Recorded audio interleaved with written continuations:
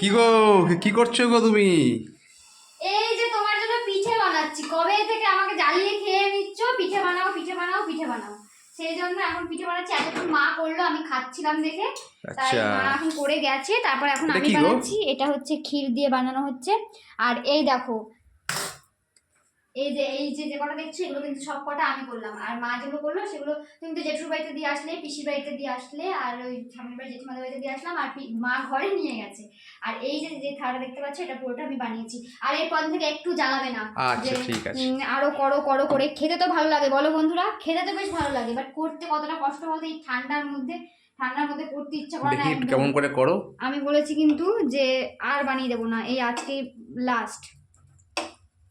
এই এখন দুদিন রেখে রেখে তুমি খাবা, আর বলবো না, বলে দিলাম, ঠিক আছে? এই যে হয়ে গেল। বাহ, দারুণ তো, শিখে গেছো পিঠে করা। কার থেকে শিখলে গো? এতক্ষণ মা করলো, এখন আমি করছি। আমি এটা আগে করতাম বলতে কি, মা করতো তোমার এখানে যেরকম মা করে তারপরে আমি করি, সেরকম আমাদের ওখানেও বাড়িতেও মা করতো, তারপরে আমি বলতাম দাও আমি দু একটা করি, সেরকমই আর কি। আচ্ছা, আর এটার উঠলে মধ্যে পিঠে না, উঠলে এখন বেশ কি ভালো দেবে এটা? লাগে। ক্ষীর? ক্ষীর তো নেই তো। ক্ষীর এই যে যেটুকু হবে সেটুকুই দেবো। আর আচ্ছা, তাছাড়া থাকবে। আর গোলাও বেশি নেই, দেখো গোলাও আর একটুখানি রয়েছে। গোলাও তো অল্প আছে।